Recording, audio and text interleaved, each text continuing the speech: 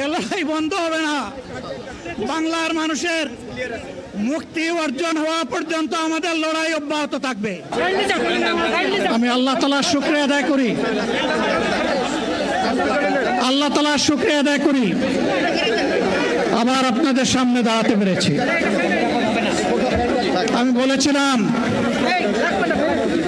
দুর্নীতিমুক্ত বাংলাদেশ ইনশাআল্লাহ সবাইকে নিয়ে আমরা গড়ব। আমরা কথা দিচ্ছি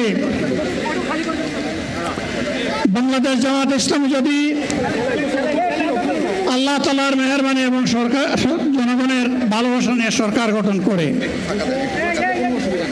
তাহলে আল্লাহ যত সময় হায়াত দিয়েছেন তত সময় মানুষের জন্য লড়াই করব ইনশাআল্লাহ। এ লড়াই বন্ধ হবে না। বাংলার মানুষের মুক্তি অর্জন হওয়া পর্যন্ত আমাদের লড়াই অব্যাহত থাকবে। বলছিলাম জামাতে ইসলামী যদি আল্লাহর ইচ্ছা এবং জনগণের ভালোবাসায় বাংলাদেশের মানুষের সেবা করার সুযোগ পায়, তাহলে মালিক হবে না, সেবক হবে ইনশাআল্লাহ।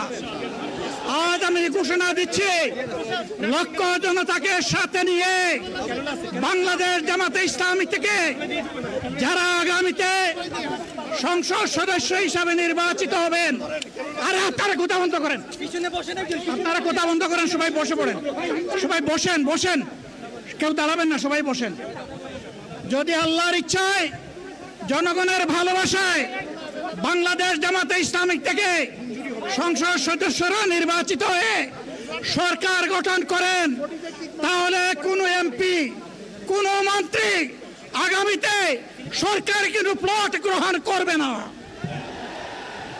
কোনো এমপি এবং কোনো মন্ত্রী ট্যাক্সবিহীন কোনো গাড়ি চড়বে না। কোনো এমপি এবং কোনো মন্ত্রী তার নিজের হাতে কোনো টাকা চালাচালি করবে না। কোনো এমপি এবং কোনো মন্ত্রী যদি তার নির্দিষ্ট কোনো কাজের জন্য বরাদ্দ পেয়ে থাকেন, কাজ শেষ হওয়ার সাথে সাথে বাংলাদেশের 18 কোটি মানুষের কাছে তারা তার প্রতিবেদন তুলে ধরতে বাধ্য হবে। সম্মানিত বন্ধুগণ, চাঁদা আমরা নিব না, দুর্নীতি আমরা করব না, চাঁদা আমরা নিতে দেব না, দুর্নীতি আমরা সহ্য করব না। এই বাংলাদেশটাই আমরা দেখতে চাই। যুবকদেরকে আমরা স্পষ্ট ভাষায় বলতে চাই, বন্ধুগণ, তোমাদের সাথে আমরা আছি। আমি আজকে জামাতের আমির হিসাবে এখানে কথা বলতে আসিনি। আমি এসেছি বাংলাদেশের 18 কোটি মানুষের একজন হয়ে কথা বলতে। আমি শিশুদের বন্ধু, আমি যুবকদের ভাই, আমি বয়স্কদের সহযোদ্ধা, আমার বোনদের আমি ভাই। সুতরাং তাদের মুক্তির জন্যই আমি দায়িত্ব নিয়ে আজকে এখানে দাঁড়িয়েছিলাম। আল্লাহর ইচ্ছা শরীর আমাকে সাময়িকভাবে সহযোগিতা করে নাই, এটাও আল্লাহর ইচ্ছা যে এখন আল্লাহ আমাকে কথা বলার সুযোগ দিচ্ছেন। আমি বলতে চাই, বাংলাদেশের নির্দিষ্ট কোন শ্রেণীর মুক্তির জন্য আমাদের এই লড়াই নয়। রাস্তার একজন পরিচ্ছন্নতা কর্মী, চা বাগানের একজন শ্রমিক, রক্ত পানি করে ঘাম জড়ানো আমার একজন রিক্সা চালক ভাই মাঠে ময়দানে বাংলাদেশের মানুষের মুখে যারা এক মুঠো ভাত তুলে দিতে চায়, আমার সেই কৃষক বন্ধুটি, আমি তাদের হয়ে আজকে এখানে কথা বলতে এসেছি। আমি কোনো অভিজাত শ্রেণীর হয়ে এখানে কথা বলতে আসিনি।